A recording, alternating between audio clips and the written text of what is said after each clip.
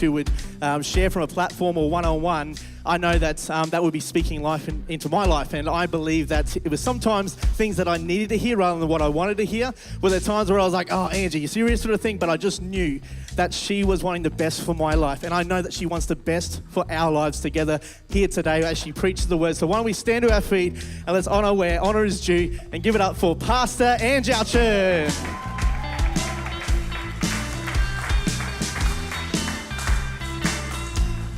Very cool. I don't know why Brad was the only person that believed that I was a pro wrestler. Don't you think my physique says pro wrestler? You can take your seats. I'm too wussy to be a pro wrestler. I just watch and I think, just watching them. But thanks, Brad. Thanks for having my back, mate. All good. Well, you know what? It is always a privilege and honour to preach the word of God, and it's something that I never take lightly, and I always wait on God to hear what he would have to say to us. But generally, it's always what he says to me first, and then bring it to us. I want to say hi to the people in the room, hi to the people over at Chapel, and hi to the people online. Trust that you're doing amazing this morning. And talking about this morning, I want you to rewind to the moment that your eyes opened and you woke up this morning. I want you to think about what was the first thing that you did. Are you the kind of person who your eyes don't open until you actually get to your coffee machine and it's on, you drink it, and then you're alive? You have to pick your legs up out of bed. Maybe you're one of those people that is a morning person. Who here is a morning person? Yeah, a few morning people where your eyes just ping open and it's like, hello world, I'm here. Or maybe you're one of those people that the alarm goes off the first time you hit snooze. The alarm goes off the second time you hit snooze. The third time snooze, the fourth time snooze.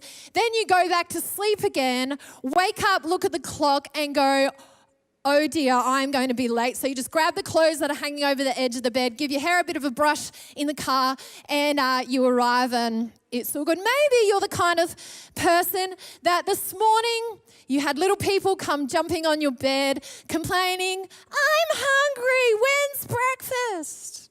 Maybe this morning for you, it was you picked up your phone to see what had happened in the world overnight to stay updated. This morning for me, I woke up and there was rain. It was a shower outside. I love the rain. How amazing has the rain been this week? Just beautiful. So thankful for the rain. And I felt good. And so I was like, yeah, I'm going to get up and have my coffee. I'm one of those people.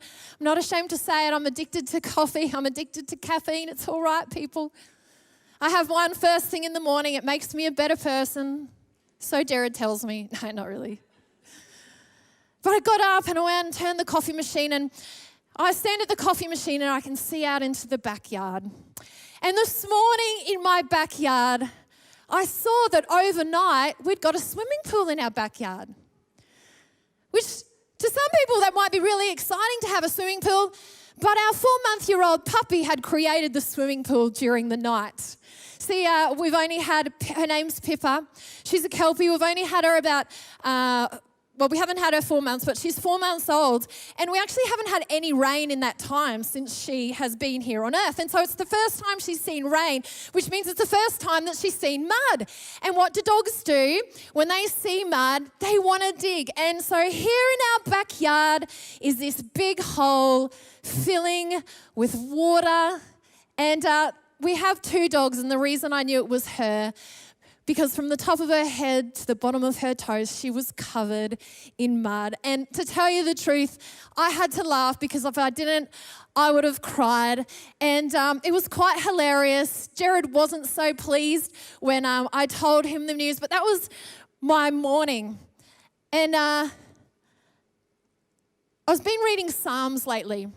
I don't know if you know much about the Psalms, but Psalms are just sometimes those one-liners that just hit you between the face, those pearls of wisdom that come at us. And the book of Psalms is written by a few different authors, predominantly David, and they are songs that David wrote while he was on his journey throughout life. And one of the Psalms that I was reading was Psalm 118, and it's a very popular Psalm, a very well-known Psalm, and it is a Psalm they believe was written by David, and it's known as a Psalm of praise. And so I was reading it, and I was enjoying reading it. I was just excited about God. And I got to verse 24, and it's a psalm that if you've been around church for any amount of time, you would have heard it. And this is it.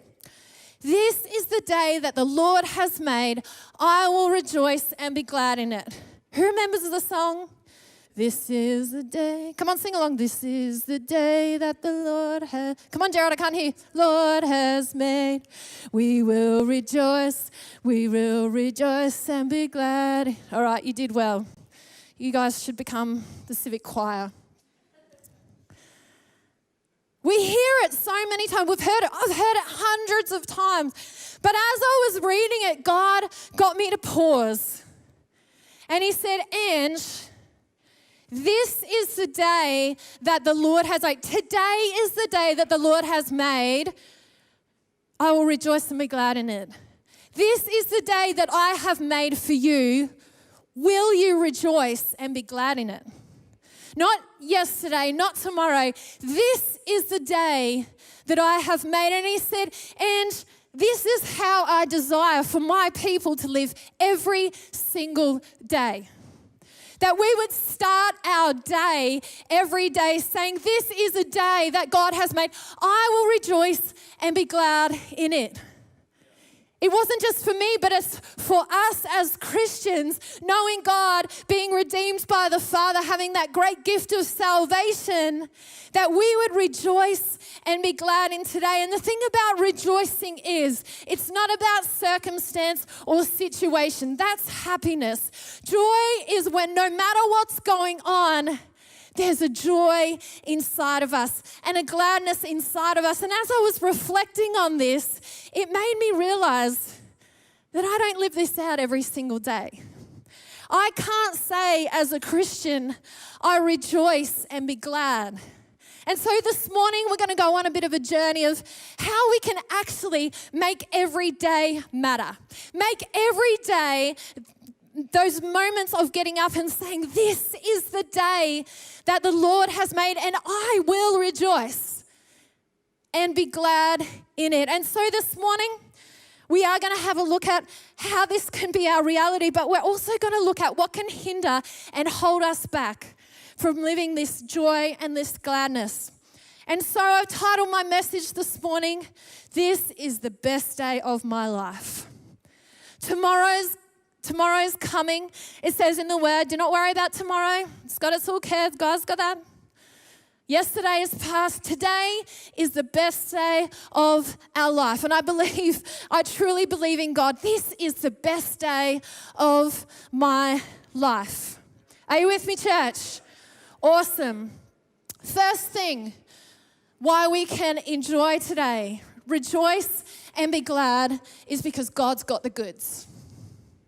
If I said to you, why don't you come over to our house for lunch this afternoon? I've got the goods. What I'm actually saying to you is, I want you to come over to our house for lunch and you don't need to bring anything. I've got it all sorted. I've got the food, I've got the drinks, I've got your entree, I've got your main meal, I've got your dessert. But not just that, what I'm actually saying to you is like everything. I've got the table, I've got the chairs, I've got the cutlery, I've got the plates, I've got every single detail covered. I've got the goods. And this is what God also says to us. I've got the goods. There is nothing you need to bring. Nothing you need to bring. I've got all the details covered. Every single detail. And we go through scripture and it's in countless places where God says, you can trust me. I've got it all covered. But I love in Matthew 6, verse 9 to 13. It's the Lord's Prayer. And again, if you've been around church for any amount of time, you would have heard the Lord's Prayer countless of times. I grew up in church, heard the Lord's Prayer countless of times. We used to say it in grade 3. We used to stand up behind our desks. This was in a public school, and say the Lord's Prayer before we started class every day. It's pretty cool. I knew it, but it's one thing to know it, but it's another thing to believe it and understand it. And Jesus is teaching his disciples how to pray. And one of the lines is, he says, "Give us today our daily bread." What Jesus isn't saying is like literal bread, that God will provide our bread. He can, but what he's saying is, Jesus is saying to the disciples, and he's saying to this, ask the Father to give you everything you need for today because he's got it for you. He's got the goods. There's not another thing that you need. Ask him for your daily bread and he will provide you everything you need for today. Don't worry about tomorrow. He's got your daily bread, everything you need today. Again, in Matthew 6:26, it says, "Look at the birds of the air. They don't sow or reap or store away in barns, yet your heavenly Father feeds them. Are you not much more valuable than they?" Oh, sometimes we forget how much the Father actually loves us and wants to provide for us. I love that even 2 Corinthians 12:9 talks about his grace being sufficient for us, that his power is made perfect in our weakness, that when we are weak, he is strong. How often do we forget the goodness of our God and want to do things in our own strength? Or maybe we say, "God, I'll let you do this, and this in my life, but I'll keep some of the goods. I'll keep some of the goods and you know, it'll be all right." Sometimes I think we have a shelf God. I call it the shelf God because we pull him off when we think we need him. Because we think in our humanity, it's all right, things are going pretty good, God. I don't need you today. You just sit on the shelf, and then maybe when things are a little bit tough or, you know, things aren't quite working out the way, then I'll pull you off the shelf and have you as my shelf God. No, church. God says no matter what's going on, good, bad, ugly, this is today that he has given you. Rejoice and be glad. Let's not treat him as the God on the shelf, which we just pull out when it's convenient for us, but that it would be an intentional thing every single day because he's got the goods. We've got to believe it. He has wisdom to give us, but do we inquire of his wisdom or just continue to go in our own way? Sometimes, and I'm so guilty of this, it's just easier. I think it's just easier to do my own thing. I got it. It's all good. Until we find ourselves in a position, maybe starting to feel stress, strain, overwhelmed, feeling insecure, started feeling pressured, starting to feel worried about things. That's when I know that I've started to do things in my strength. When I'm not trusting God fully with everything.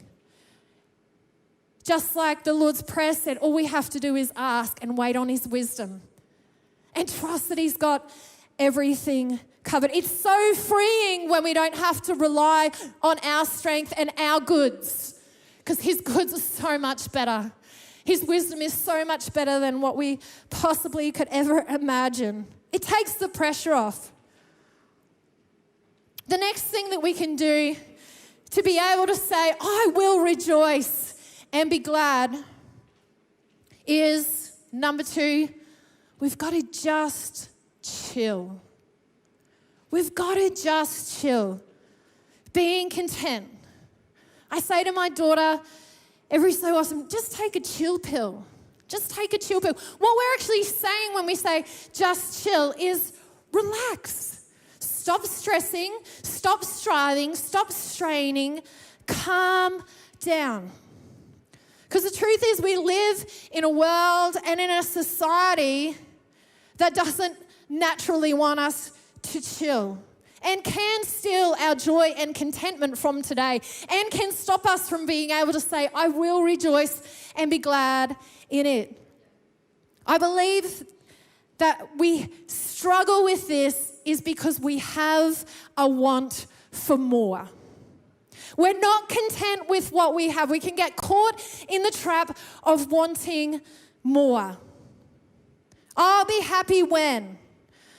I'll be happy when more people like me. I'll be happy if I get a better job, when I get married or a girlfriend or boyfriend, or when I get that job or promotion, or when I buy this house, or when I get that new car or the boat or the clothes or the shoes or the amount of likes on Facebook. All these kind of things. We have a drive for wanting more.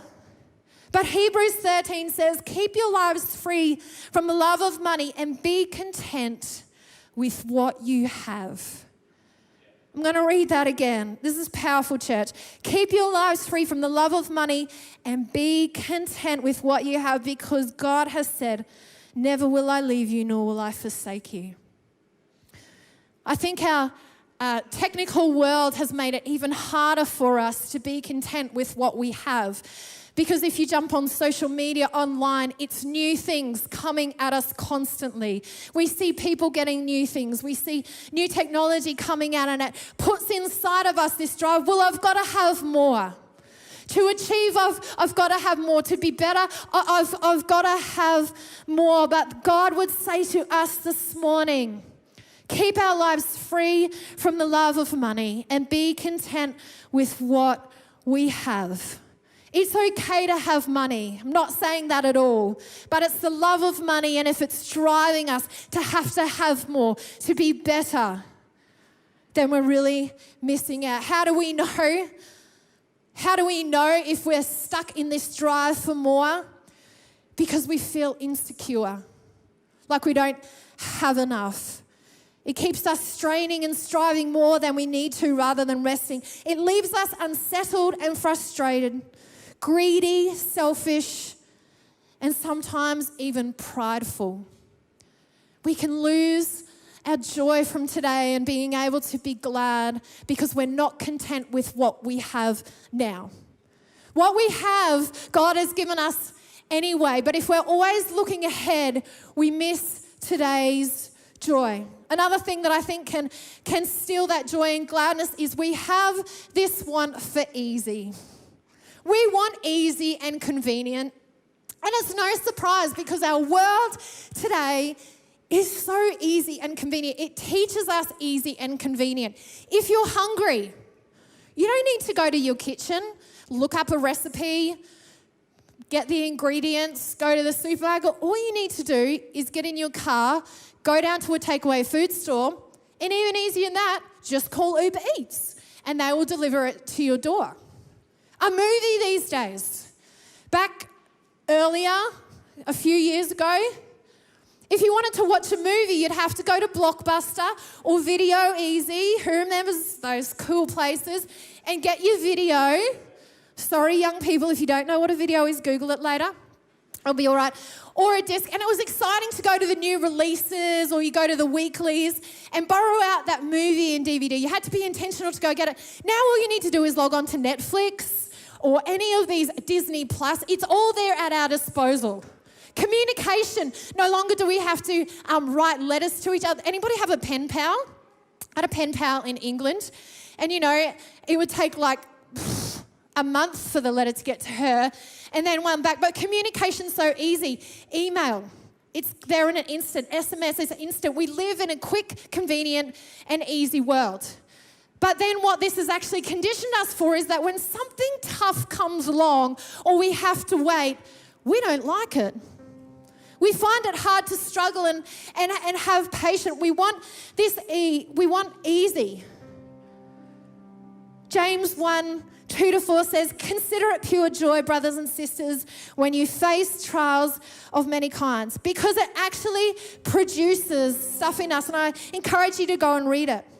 I see Paul in prison in the Bible, and he's in jail, he's been persecuted, yet he still rejoices and can be glad. He still sings praises to God. He isn't crying out to God, God, I'll praise you and rejoice in today when you get me out of prison. I'll rejoice when the hurt goes away, God. Then I'll rejoice and be glad. When it's easy, God. And I find myself at times praying those same prayers to God. God, would you just take it away? It's just hard. And then God just so graciously says back to me, but what I'm doing is a deeper work in you. You can rejoice and be glad in today because I've got the goods. You can relax and chill out. No, it's not perfect, and no, it's not easy. But will you trust me? Will you trust me? The third thing, as we wrap up, is moth and vermin. Moth and vermin. Sounds good. When I was a kid, I lived in an old Queenslander, and in my room, I had a window seat. I don't know if you know what a window seat is, but when they built old Queenslanders, they didn't make straight walls, but they would make a wall that went out on an angle, and under the window seat was like a storage area, and as a family we used to put all our memories and mementos of things in there. So we had a heap of different things. Even from our childhood we had toys, even mum and dad had their old like yearbooks there. So we had all these memories in this window seat, and I remember one day we went there and we lifted up the lid, and instantly we knew something was wrong. The smell coming from that. But what had happened is mice had got in there and they had pretty much destroyed all our memories. They'd eaten holes through all the paper, like nibbled on the corners, they'd pooped everywhere. It was disgusting. And so the only thing was to throw it away. Do you know what, church? The stuff here in the world, it's just stuff and it's going to fade away. This isn't our home. Heaven is our home, yet we get caught up in the here and now and forget that this is our temporary home, that heaven is our home. And Matthew 6:19 says that don't store up for yourself treasures on earth where moth and vermin destroy, where thieves break in and steal, but store up yourselves treasures in heaven. When we don't have that heavenly perspective, we can lose our joy and our gladness in today. We can get so caught up in the stuff, but God, I believe, would say here this morning, would you have a fresh perspective? This is temporary. If you know Jesus and have him as your Savior, heaven is now our home. This earth is only temporary. Church, this morning, I believe it's so simple to be able to live this life with God, yet somehow as Christians we overcomplicate God.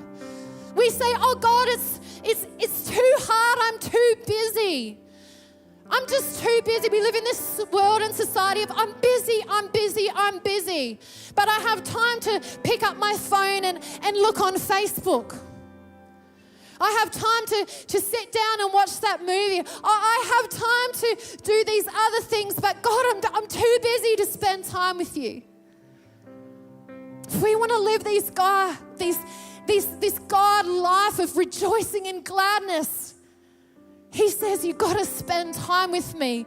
Two P's. That's all it is. Prayer and praise. If we want to live this life, prayer and praise, because what prayer does, it focuses on his will for today, not mine. Your will be done, God. You'll provide everything that I need. And praise, because praise is an attitude of gratitude.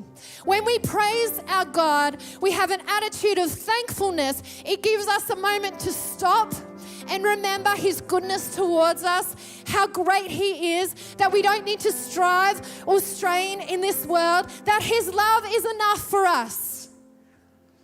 Praise and prayer. That's all it is. It is so simple. The gospel of Jesus is so simple. And when we do it daily, when we wake up daily and say, this is the day that the Lord has made, we're declaring, God, you've got this day under control. You've got the goods, God. Therefore, I will rejoice and be glad in it, and I will just chill out, God, and be content in it. Would you stand this morning?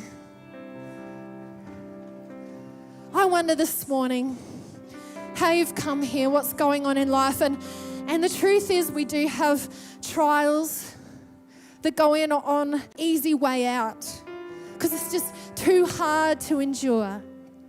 Maybe God's wanting to do a deeper work in you and he's saying to you this morning, stop striving, stop straining. Let that insecurity go of what even people say about you, but rest in what I say about you. Because today, I want you to rejoice and be glad. He's such a loving God and he comes so kindly and speaks so gently to us. Father, I thank you that you are such a good Father and you only desire good for us, God. And you declare in your word, God, that you do have each of our days numbered. But that no matter what happens in life, God, the good, the bad, and the ugly, we can trust in you and run to you and rejoice and be glad in every day, as David declared in Psalms, God. But God, today, would you speak to me? Would you speak to us? Maybe if something's holding us back from living with this goodness that comes from you, God, trusting you with everything and learning to be content with what you've already given me, God, that you've given us, God. God, we thank you that this isn't our home. Heaven is our home, and we choose to change our perspective and look to you this morning, God. We thank you for your goodness towards us, for your love towards us, God, for your wisdom towards us, God. We thank you that we can